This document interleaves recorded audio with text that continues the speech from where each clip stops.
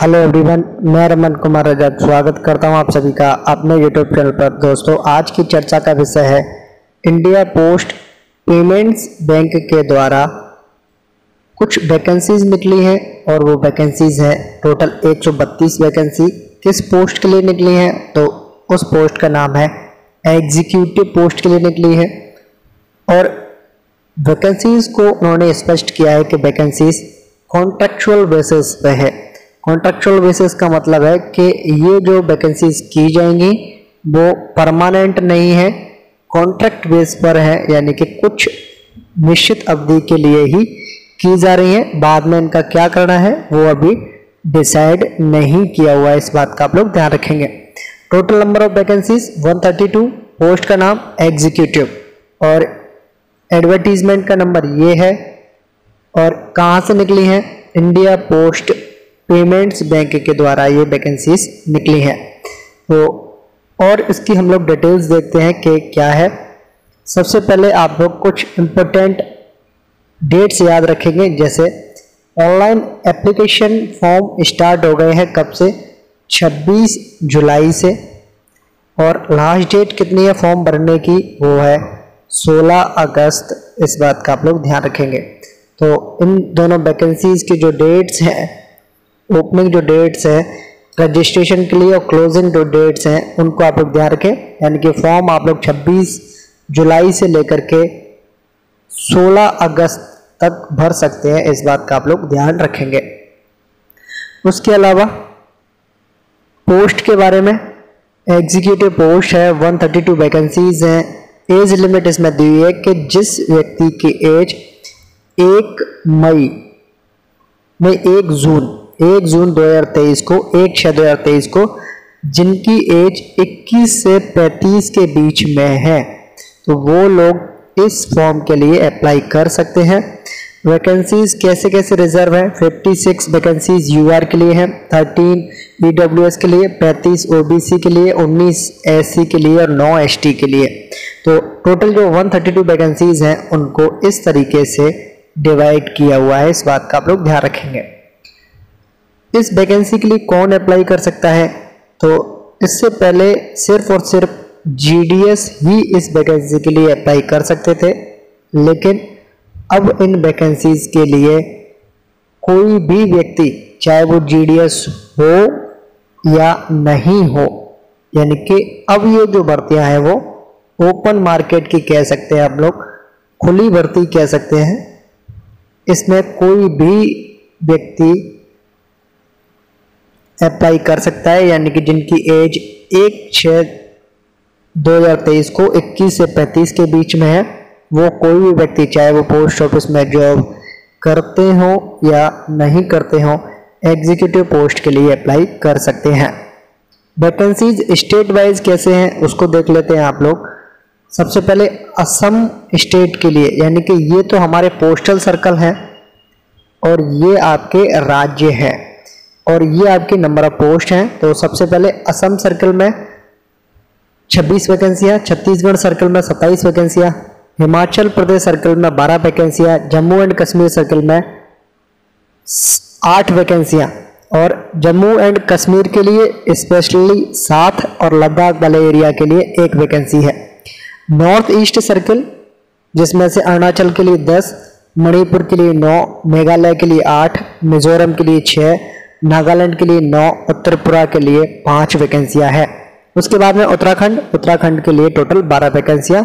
इस तरीके से टोटल 132 वैकेंसियां हैं। नेक्स्ट जॉब के बारे में क्या है, जॉब डिस्क्रिप्शंस क्या है और मिनिमम एलिजिबिलिटी क्राइटेरिया क्या है। तो जो व्यक्ति, जिन लोगों की ग्रेजुएशन हो चुकी है, यानी कि जो लोग ग्रेजुएट हैं, चाहे वो उनकी बीए हो, बीएससी हो, बीकॉम हो, किसी भी तरीके से उनकी ग्रेजुएशन हो चुकी है, वो लोग इसके लिए अप्लाई कर सकते हैं। जॉब डिस्क्रिप्शन में क्या है, आपको क्या काम करना है? तो सिंपली आप लोग एक चीज़ याद रखें कि इंडिया पोस्ट पेमेंट्स बैंक के जितने भी काम है, चाहे वो खाते खोलने से लेके हो, अकाउंट ओपनिंग की बात की जाए या फिर अलग अलग जो थर्ड पार्टी सर्विसेज हैं उनको बढ़ावा देने की बात की जाए, या किसी भी तरीके से जो भी आपका आईपीपी का काम है वो आपको कंप्लीट करना होगा। जो भी टारगेट्स हैं, जो भी रेवेन्यू है, जो भी अचीवमेंट्स हैं, वो सारी चीज़ें आप लोगों को वहाँ पे करनी होती है। नेक्स्ट आप लोगों को पीरियड ऑफ कॉन्ट्रैक्ट यानी कि कॉन्ट्रेक्चुअल बेसिस पे है तो कितने वर्षों के लिए आप लोग जॉब करेंगे।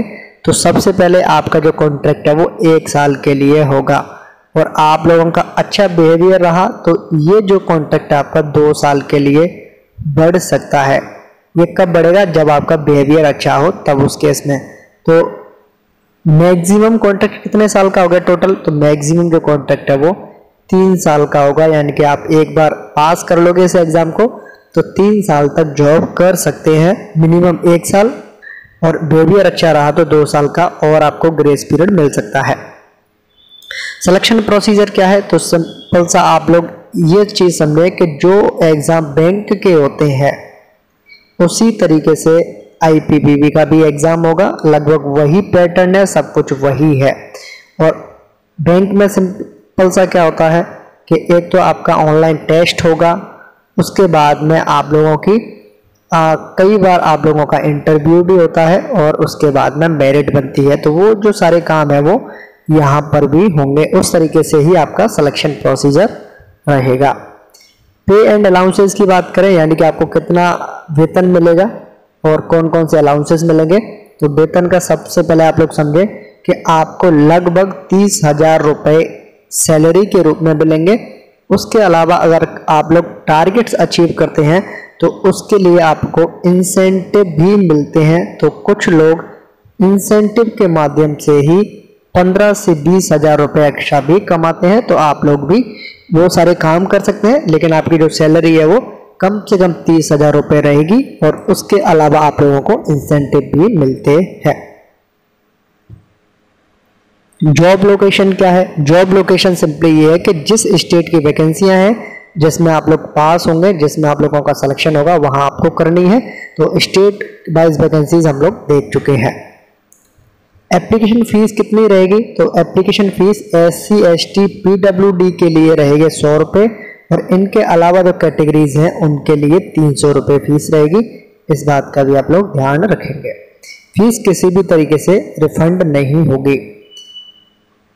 उसके बाद में रिजर्वेशन एंड रिलैक्सेशंस कैसे हैं? तो जो सेंट्रल गवर्नमेंट की रिलैक्सेशंस हैं, चाहे वो एज लिमिट की बात की जाए जो भी है या एक्स सर्विसमेंट कैटेगरी से है, तो वो सारे जो सेंट्रल गवर्नमेंट के जो रूल्स हैं वही रूल्स आईपीपी के लिए भी लागू होंगे, इस वैकेंसी पर भी लागू होंगे। तो नोटिफिकेशन में लगभग इतना ही है और यहाँ पर आप लोग ब्रांच के अकॉर्डिंग आप लोग वैकेंसीज देख सकते हैं। जैसे छत्तीसगढ़ में है, छत्तीसगढ़ में एग्जीक्यूटिव की रायपुर ब्रांच है या धामतरी जो ब्रांच है वहाँ पर जो एग्जीक्यूटिव की जो पोस्ट है वो कितनी कितनी है, तो वो लोग भी आप लोग देख सकते हैं। जैसे अरुणाचल प्रदेश में कौन कौन सी ब्रांचेज में है, असम में कहाँ कहाँ पर है, तो लगभग हर एक ब्रांच में एक वैकेंसी ही एग्जीक्यूटिव की होती है। तो अलग अलग ब्रांचेज आप लोग चूज कर सकते हैं, जहाँ भी आपका सिलेक्शन होगा आप लोग या आप लोग प्रेफरेंस देंगे उसके अकॉर्डिंग भी आपको जॉब मिल सकती है। तो एंड क्या है इसका, इस नोटिफिकेशन का एंड क्या है वो आप लोग ध्यान रखें। सबसे पहले आप लोग फॉर्म की डेट्स याद रखें। इस बात का ध्यान रखें कि जीडीएस के अलावा कोई आउटसाइडर भी इस फॉर्म को अप्लाई कर सकता है। फीस स्ट्रक्चर के बारे में ध्यान रखें। सैलरी ध्यान रखें, आपकी सैलरी ध्यान रखें और उसके बाद कितने साल की जॉब है ये भी ध्यान रखें। सिलेबस और एग्जाम पैटर्न के बारे में हम लोग एक अलग से वीडियो लेके आएंगे और जो भी आपका सिलेबस है और जो एग्जाम पैटर्न है उसके बारे में भी हम लोग आपसे अलग से एक वीडियो में डिस्कशन करेंगे। ये नोटिफिकेशन हम लोग यहीं पे एंड करते हैं और ये इस बात का भी आप लोग ध्यान रखें कि जो लोग जीडीएस में हैं कम से कम वो लोग अप्लाई करें और आउटसाइडर जितने भी हैं वो तो अप्लाई कर ही सकते हैं। और इसी के साथ इस वीडियो को करता हूँ मैं एंड। ये है अंत इस वीडियो का। धन्यवाद।